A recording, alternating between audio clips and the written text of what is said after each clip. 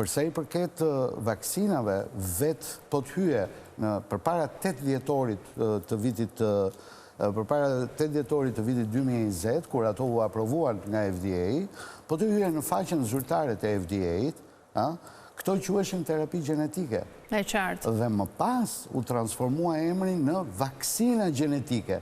Eksaktësisht në 8 dhjetor të vitit 2020, kur është marrë aprovimi i këtyre vaksinave në mënyrë tempestive, pa asnjë lloj studimi, pa asnjë lloj rezultati, pa asnjë lloj, si thuash, replike nga ata që mund të kishin opinione të kundërta, dëgjohen gjithmonë, në eksaktësisht në atë moment, terminologjia e përdorur zyrtare ishte vaksina gjenetike, një që e pa dëgjuar më përpara.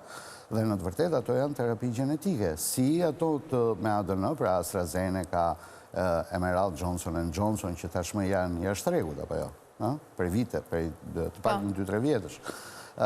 Ashtu edhe vaksinat me mRNA, si që ishte Pfizer dhe Moderna, u quajtën vaksina gjenetike, jo pa qëllim. Dhe jo pa qëllim u përdor termi vaksin.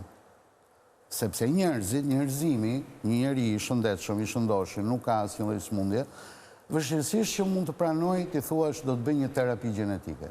Por ama, lehtësisht, ai mund të pranoj që ti thuash unë do të bëj një vaksin. Njerëzit mund ta përjetonin shumë herë më kollaj që thuash që do të bëj një vaksin për të shpëtuar nga kjo situatë